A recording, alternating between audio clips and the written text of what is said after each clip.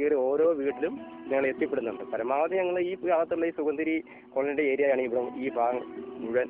അപ്പം പറ്റുന്നിടത്തോളം ഞങ്ങൾ കയറി ഇറങ്ങി ഓരോ വീടിൻ്റെ അവസ്ഥ കണ്ടിട്ട് അവർക്ക് വേണ്ടത് എന്താണ്, ഷീറ്റാണോ അല്ലെ ഡ്രസ്സാണോ പൈസയാണോ, അത് വേണ്ടത് നമുക്ക് പറ്റുന്ന കാര്യങ്ങൾ നമ്മൾ ചെയ്ത് കൊടുക്കുന്നുണ്ട്. ഈ 5 ഏക്കറാണ് ഓരോരുത്തർക്ക് പതിച്ച് കൊടുത്തിരിക്കുന്നത്. ഈ 5 ഏക്കർ ഫുള്ള് വനമാണ്. അത് മരം വെട്ടാനോ മറ്റൊന്നും എടുക്കാനോ അവർക്ക് പെർമിഷൻ ഇല്ല. അവർക്ക് ചെറിയ ചെറിയ കൃഷികൾ ചെയ്ത് ഒരു ചെറിയൊരു വീട് വെച്ച് അതിനകത്ത് പുല്ലുകൊണ്ടൊരു ചെറിയ വീട് വെച്ച് കയറി കിടക്കാം. അത് കാരണം ഞങ്ങൾക്ക് നടക്കാൻ 5 ഏക്കർ ഒരു വീടാകുമ്പോൾ പിന്നെ അടുത്ത 5 ഏക്കർ നടന്നാലാണ് അടുത്ത വീട്ടിൽ എത്താൻ പറ്റുന്നത്. അതുപോലെ നടന്നു വേണം നമുക്ക് കയറി പോകാൻ. ഇവർക്ക് പരിചയമുള്ളതുകൊണ്ട് ഇവർ കുറച്ചൊക്കെ അങ്ങോട്ട് കയറി പോകും. ചെല്ലുമ്പോഴാണ് ഞങ്ങൾ കാണുന്നത് വീടിന് മുകളില്ല, അല്ലെങ്കിൽ ഭിത്തിയില്ല. ഭിത്തിയാണെങ്കിൽ എന്തെങ്കിലുമൊക്കെ ഷീറ്റ് വലിച്ചു കിട്ടേ.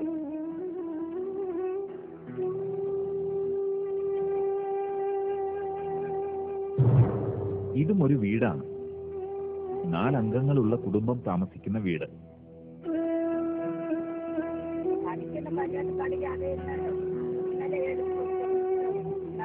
വീടെന്ന വാക്കിന്റെ അർത്ഥാന്തരങ്ങളിൽ എവിടെ പ്രതിഷ്ഠിക്കും നാം ഈ മൺതിട്ടയെ?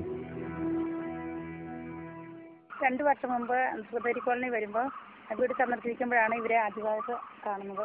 ഇവിടെ വരുമ്പോൾ ഒരു 4 പട്ടിയും ഈ കുട്ടികളും തള്ളയും ഒരു ചെറിയ തറയിൽ ഇങ്ങനെ ചീറ്റ് വലിച്ചിട്ട് തറയിലൂടെ വെട്ടി വെള്ളം ഒഴുകിപ്പോന്ന് മഴയത്താണ് ഞങ്ങൾ വരുന്നത്. വെള്ളം ഒഴുകിപ്പോൻ അവർ കിടക്കുന്ന തറയിലൂടെ ഇങ്ങനെ ഓട വെട്ടിയിരിക്കുകയായിരുന്നു. ഞങ്ങൾ അന്ന് മുതൽ 2 വർഷക്കാലം അവർക്ക് ഷീറ്റൊക്കെ കൊടുത്തു. അവരിങ്ങനെ വലിയ കാറ്റും മഴയൊക്കെ വരുമ്പോൾ അവർ വീട് മാറി എറുമാടം കെട്ടി താമസിക്കുന്നവരാണ്.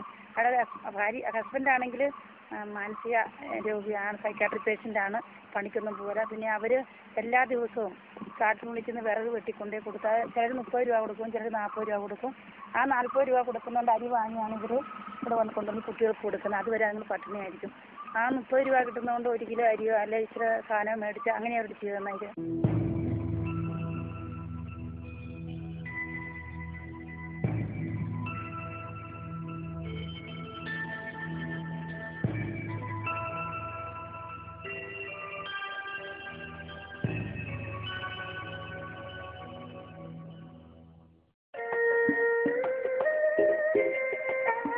ദൈവം തന്റെ മഹത്വം കാണിക്കുന്നത് സന്മനസ്സുകളായ വ്യക്തികളിലൂടെയാണ്.